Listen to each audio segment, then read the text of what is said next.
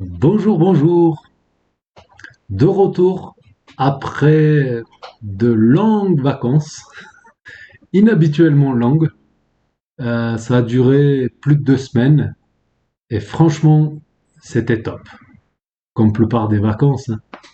Mais il faut bien revenir travailler un peu pour pouvoir y repartir. Voilà, aujourd'hui, un mini PC. Je viens tout juste de l'avoir. Acer. Voilà, PC HS. Qu'est-ce qu'il a dans le ventre? J'ai pas ouvert, on va le faire ensemble. Mais déjà, rien que cette petite vis-là, elle me plaît bien.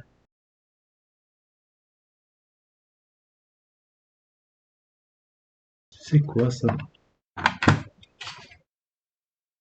Qu'est-ce que c'est ce truc?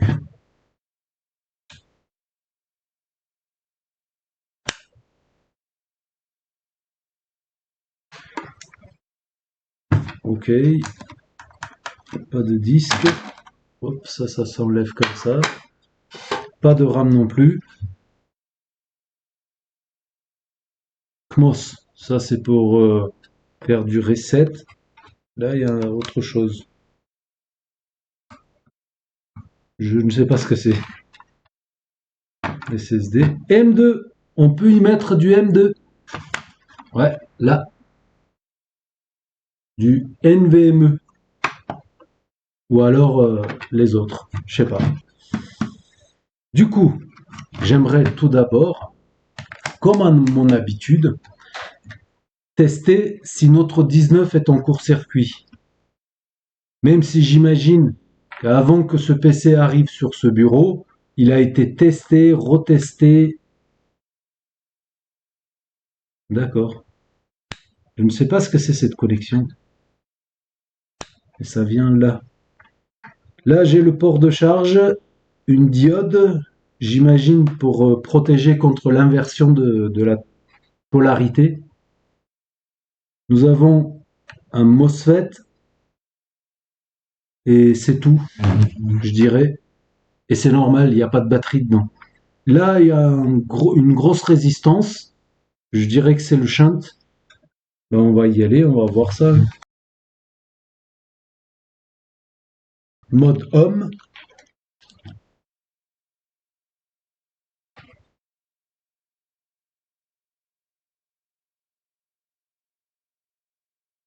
Je suis un côté du MOSFET, je vois pas très bien. C'est peut-être l'entrée du MOSFET. Ensuite, la sortie. Ok. Et là, on a le shunt. Ouais, c'est ça. Le MOSFET, est-ce qu'il va bien? J'aimerais bien avoir un multimètre rapide, vous savez, qui me montre de suite. Mais celui-ci, il est automatique. Je peux pas choisir les, vous savez, 20 ohms, 40 kilo-ohms, etc. Je peux pas choisir. C'est pour ça il est lent. Mais il faut en tenir compte du coup. Je pourrais louper des infos à cause de ça.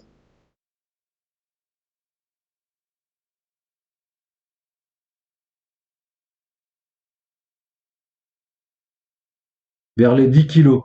Là, j'ai une bobine de MOSFET côte à côte. J'ai pris ce côté-là qui me semble que c'est le 19. Ah ben là, j'ai des condensateurs carrément. Hop, on peut faire avec les mains. On devrait avoir 19, 10 kilos à peu près. Voilà, c'est la même chose. Ok. Alors, d'un côté, je reste là, ce que je présume est notre 19, et de l'autre côté, je vais au shunt, ça doit être 0, ça l'est pas. Donc, ce shunt, je ne sais pas à quoi il sert. Non, non plus.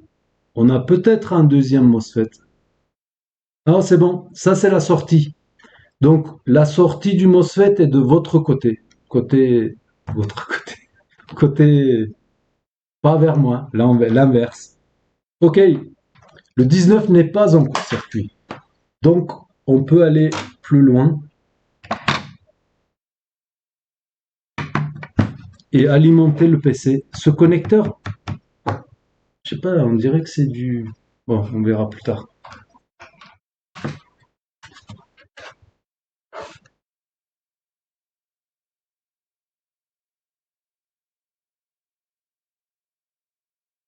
Voilà, la bobine dont je parlais, MOSFET, je suis venu ici. Ça, c'est le 19. Et là, il y a deux condensateurs. Ensuite, j'ai fait, ça c'est la masse, ça c'est le 19. Ta, ta, ta. Allez, c'est parti. Nous avons quoi là-dedans? 19 bloqué à 4 ampères. 4 et demi. On y va. Ça va faire boum.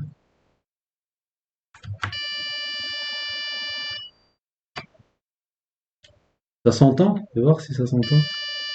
Ouais.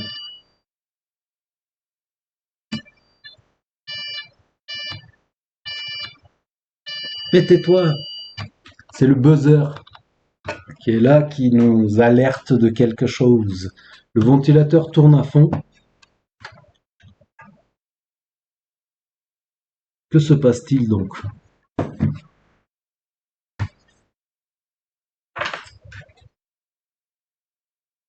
Ça s'enlève comment ça?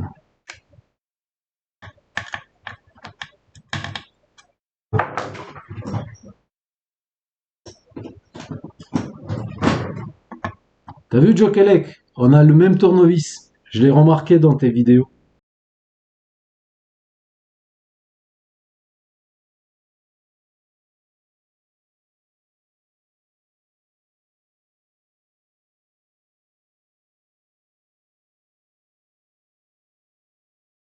La pile BIOS, elle est là-bas.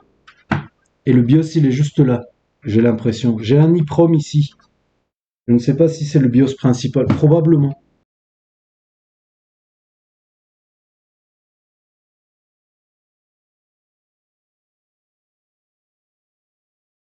Oui, vous avez raison. J'aurais dû faire biper les bobines. Et c'est ce qu'on va faire. Ça fait presque un mois que j'ai pas touché au PC, donc je perds un peu. C'est normal, je présume. Alors,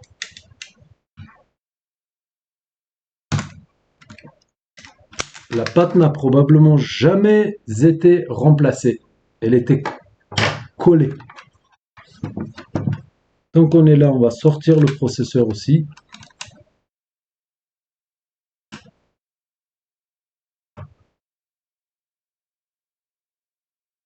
Ben non, il faut qu'on le teste. On ne peut pas le tester.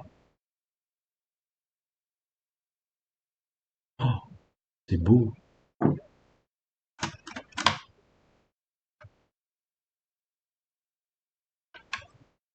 Je vérifie s'il n'y a pas des broches tordues ou...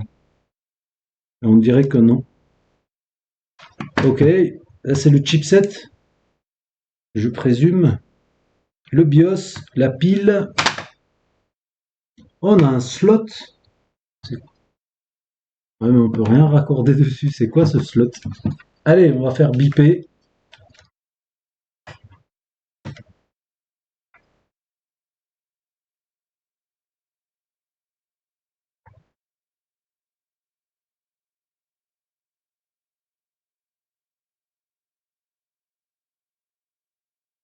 Plus de 2 kilos. Là, ça va aussi. Là aussi. Oui.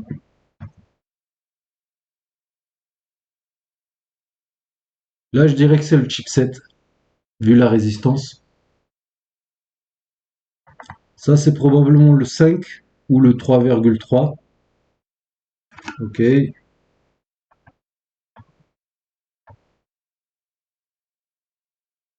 Ok aussi.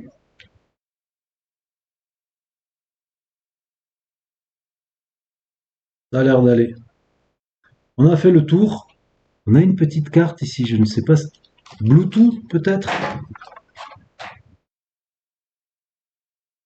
C'est quoi cette carte? C'est mignon. C'est tout petit. Allez.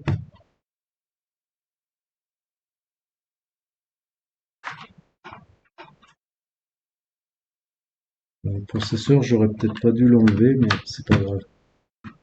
Là, ça fait du bip, j'imagine. La console, elle est de 200 milliampères. Tout à l'heure, c'était plus que ça, j'ai l'impression. Là, je vais juste venir voir ce que nous avons comme tension.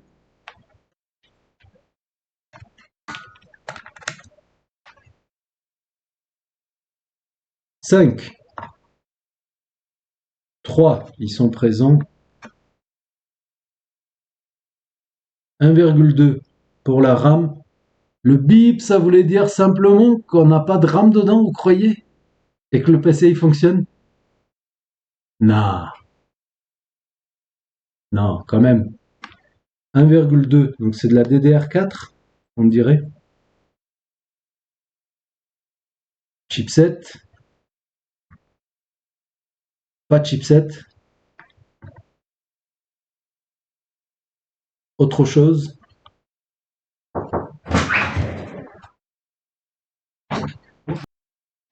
Allez, on y retourne. Il y a du passage, hein. Je me rappelle plus où j'en étais. On va continuer, hein.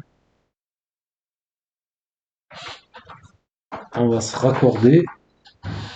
Ah, j'ai vérifié où j'étais en train de vérifier. Oui, il y avait toutes les tensions étaient présentes. Forcément, nous avons 200 milliampères de consommation, alors que le PC n'est pas censé. Il y a quelque chose qui chauffe.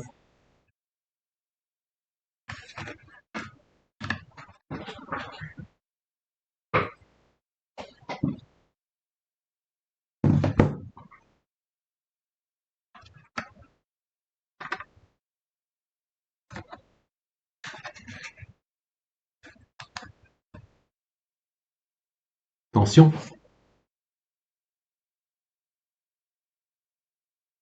Ah, c'est la carte. La petite carte mignonne là, qui chauffe. 22 degrés, c'est pas énorme. Mais à une consommation, ce qui n'est pas normal. Par ici aussi.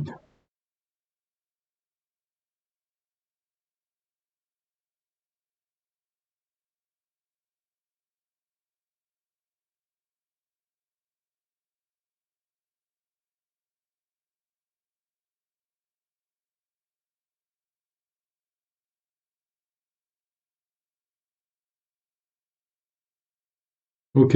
Le chipset et cette petite carte.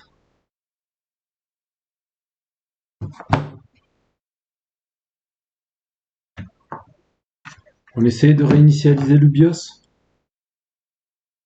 Je pense pas que ça va beaucoup nous aider, mais on sait jamais. C'est quoi cette carte là? Elle s'enlève comme.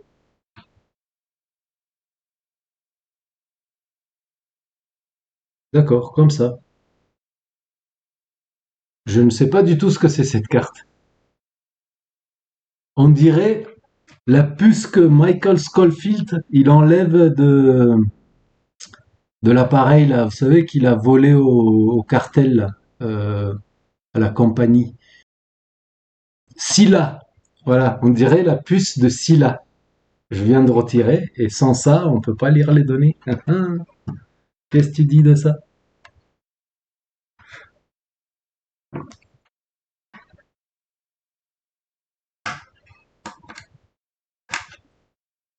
Là, j'avais le bouton. On y va. Toujours là. Il reste plus que le chipset. Le chipset, on peut pas l'enlever comme ça.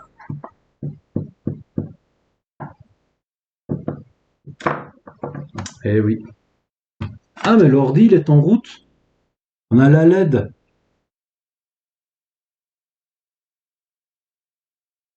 Je vais essayer d'éteindre l'ordi. J'ai éteint l'ordi. Nous avons 800 000, 90 milliampères. L'ordi, il n'est pas en route. Je vais voir si on a une conso là en étant comme ça. J'ai pas fait gaffe avant d'enlever la puce si l'ordi était en route ou pas. J'ai pas fait attention.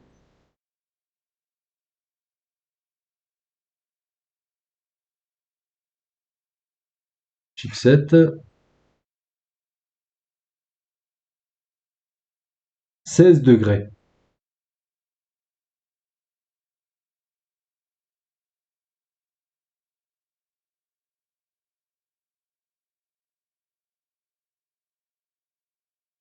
Là-dessous, je crois qu'il y a quelque chose.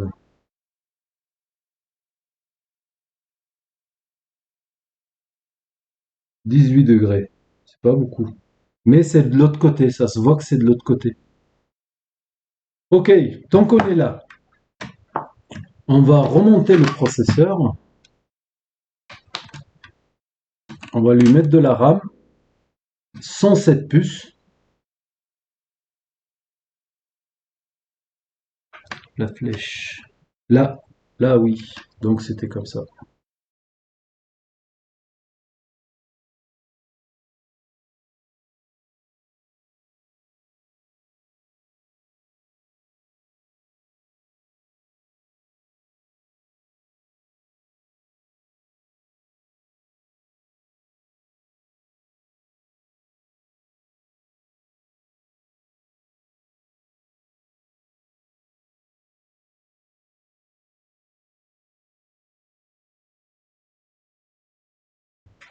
De la RAM.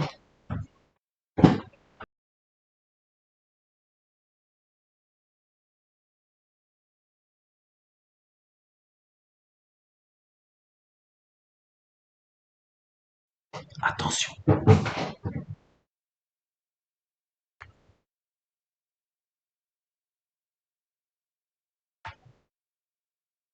PC en route. Ça fait plus de bip. Mais la console, elle est trop... Ah non, ça change. Ah, ça c'est bien. Ça c'est bien. C'est bien. Je pense que la carte, elle fonctionne. Là, ça vient de couper parce qu'on a réinitialisé le BIOS.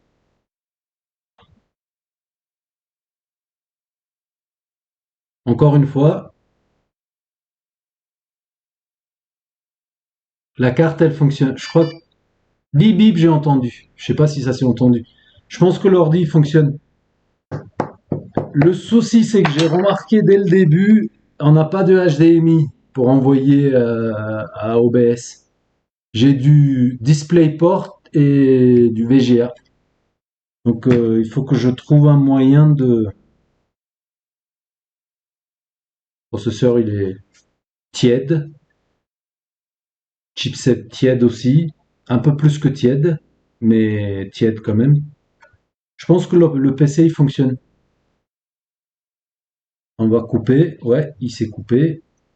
Quand même, 90 milliampères en étant coupé.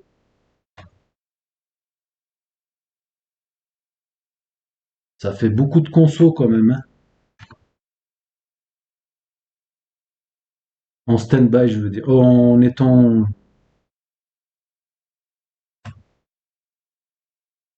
Ok. Alors, il faut que je trouve un moyen de le raccorder et j'arrive vers vous en ces temps sombres. À de suite. Once upon a time, nous avons un câble d'un côté HDMI, de l'autre côté pas HDMI. On va voir si ça va fonctionner. Le capteur.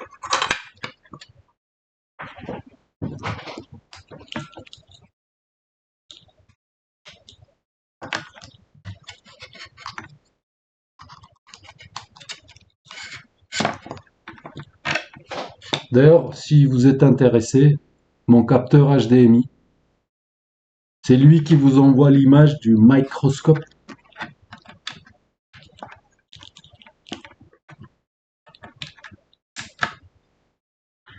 Ok, pas de ventilateur, on n'en a pas vraiment besoin.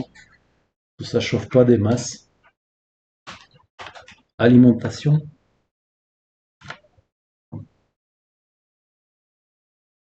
D'accord. Bouton. Microscope. En haut à gauche, là.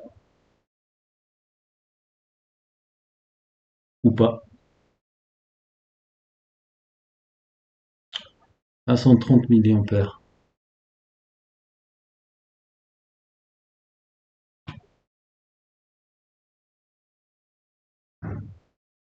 Euh, Parfois, il faut faire ça.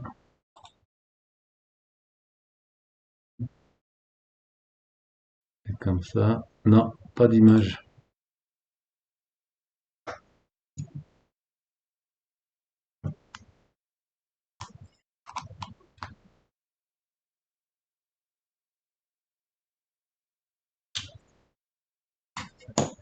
Pas d'image. Je remets pause. Je vais chercher une autre solution.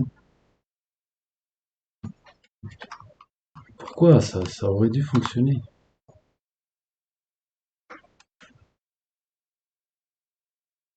L'ordi se coupe très bien. Je remets. Ça tape vers les 700 et quelques. Ça retombe à 300 et quelques.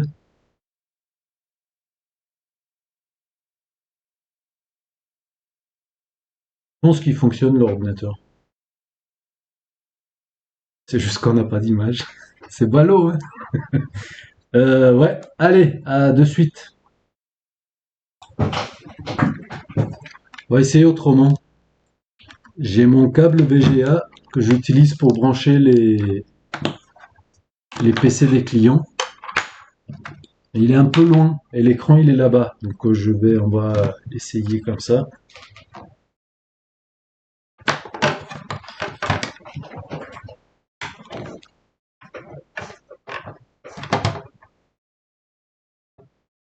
VGA raccordé.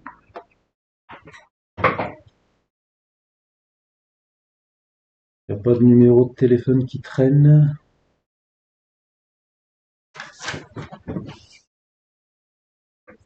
Ça a l'air d'aller.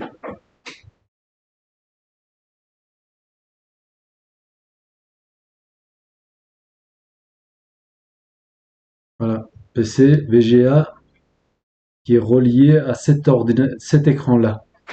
C'est parti. Lumière. Écran, c'est allumé. Et ça fonctionne. Ah, cool. Il me dit keyboard error. Warning, your chassis has been opened. Press F1 to continue. Mais j'ai pas de F1, j'ai pas de clavier. Ok, maintenant, il faut que je lui mette un disque dur avec un Windows pour faire le final test. À de suite. J'ai mis un SSD. Mais un truc qui m'échappe, j'ai oublié, c'est que cette puce là qui vient du SILA, elle doit bien servir à quelque chose quand même. À la fin, je vais la raccorder, on va essayer de démarrer le PC maintenant. Donc pourquoi à la fin?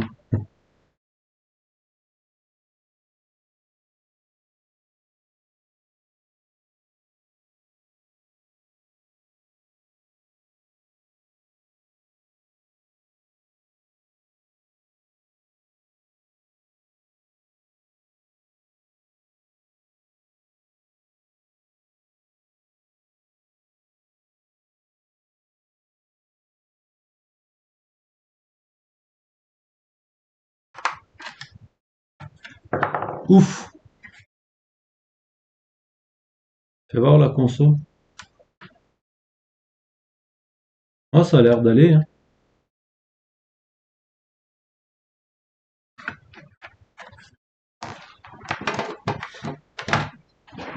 Je dirais que c'est le Bluetooth parce que là, ça doit être la carte Wi-Fi. Là, c'est le M2. Il ne reste plus que le Bluetooth, je pense.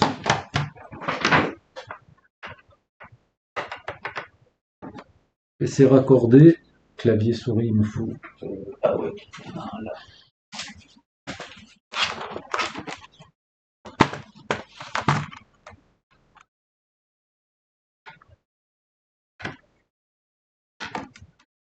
Et c'est démarré.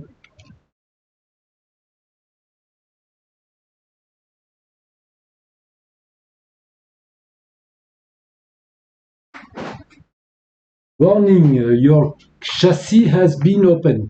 C'est pour dire que le PC est démonté pour ceux qui sont pas très à l'aise avec l'anglais. F1. C'est du quoi? C'est du channel single step machin. Le processeur, c'est un Celeron G3900T à 2,6 GHz. F1. Pourquoi? Acer, ça tourne.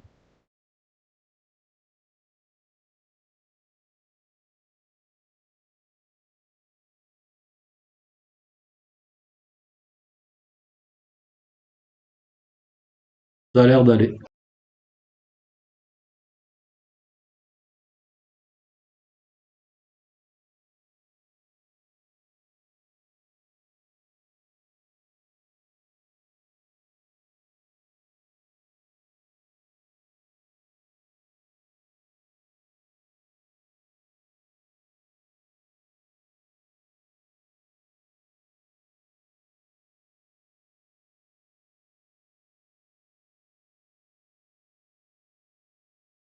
C'est à peine tiède.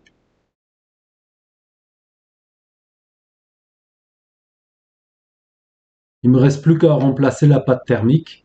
Je vais pas laisser ça comme ça, bien entendu. Et on y est. Ça a l'air de fonctionner.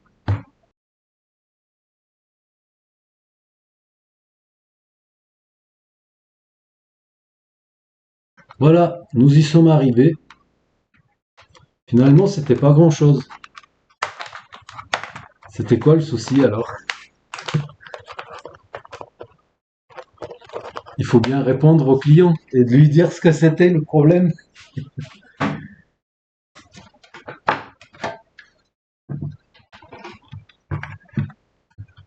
Alors, tout au début, il y avait une console, j'ai pas fait gaffe au début, il faut que je vois le début de la vidéo. Il y a le buzzer qui faisait bzzzt pour nous alerter de quelque chose. J'ai fait quoi? J'ai rajouté de la RAM, j'ai réinitialisé le BIOS et c'est parti. Donc finalement, il y avait pas grand-chose à faire. Parfois, ça arrive. Voilà. Merci d'avoir regardé et je vous dis à bientôt sur d'autres vidéos. Ciao.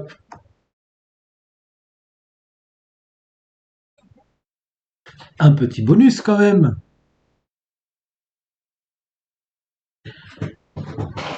Je viens de visualiser le début de la vidéo. Effectivement, dès que je raccorde, vous l'avez vu, hein, si vous avez fait attention, ça tapait directement à 600 milliampères. Et ça, c'est déjà pas normal. C'est déjà pas normal. Ce n'est pas à cause de la petite puce là que j'ai retirée parce qu'elle chauffait sur le caméra. C'était une histoire de BIOS. Le BIOS était resté coincé en fait. Voilà. Et la réaction, c'était, vous l'avez vu, 600 milliampères directement. Après, j'ai débranché, rebranché, 600 aussi. Donc voilà. Comme quoi, c'est j'arrête pas de le dire. Le BIOS est vraiment très important. Joue un rôle hyper important dans l'ordi. Hyper, hyper. Voilà. Et je vous recommande d'aller voir la playlist sur le BIOS, ma playlist sur les BIOS et de voir ces vidéos car elles sont importantes. Parce que moi au début c'était quand quand j'ai commencé à apprendre les cartes mères, BIOS, on verra ça plus tard. Ouais, ça m'a l'air un peu compliqué donc on verra plus tard. Et non, pas si tard que ça. Je vous le dis, libre à vous. Alors, lors de la vidéo, je pointe le, j'ai dit que, bon, là c'est la bobine, je suis venu ici sur le MOSFET. Comment ça se fait que je suis venu directement là et non pas ici? Parce que là je vois que les deux MOSFET ils se rejoignent comme ça. Comment ça se fait? Je vais m'expliquer. C'est la première fois que j'ouvre ce PC, je n'ai jamais vu un PC comme ça. Jamais, jamais, jamais. Vous le savez, je fais tout à l'arrache, je ne prépare jamais rien. Pourquoi? Tout simplement parce que le drain de ce MOSFET, déjà, je présume que ce sont des MOSFET Channel N. Pourquoi? Parce que ça fait partie d'une alimentation. Et très très probablement, je crois que c'est quasi tout le temps, ce sont des MOSFET Channel N qu'on utilise pour les alimentations. Ce qui veut dire que le high side MOSFET, le drain, est raccordé au 19. Et là, on peut le voir. Ça, c'est le drain. C'est-à-dire, si c'est les autres MOSFET, ça serait les quatre ensemble. Ben là, c'est pareil, en fait. C'est quatre pins ensemble. Or, l'autre, le point commun qui va direct à la bobine, c'est son drain qui va là-bas. Ce qui veut dire que l'autre côté, nous avons sa source. Et les channels N, la source, on la raccorde à la masse. Voilà comment je sais où se trouve le 19. J'ai pas de don de voyance, hein. Simplement, je veux juste vous dire qu'il est important de comprendre le fonctionnement des choses. Et une fois qu'on le sait, on arrive, on fait comme les pros. On peut se permettre de faire comme les pros et de dire, tiens, il est là le 19. Voilà. Mais en réalité, l'explication, elle est toute simple. Mais pour ça, il faut avoir compris comment fonctionnent les choses. Voilà, c'est tout. Fin de bonus. À bientôt. Ciao!